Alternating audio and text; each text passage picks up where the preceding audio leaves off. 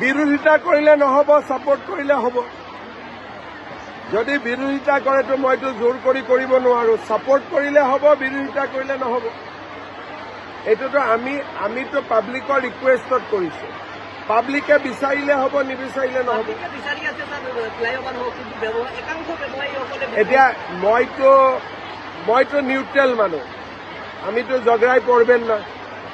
পাবলিকে ডিসিশন আমাকে দিবেন, তখন আমি কাজটা শুরু করবে। আমি রেডি হয়ে আছি, কন্ট্রাক্টর রেডি, টাকা রেডি।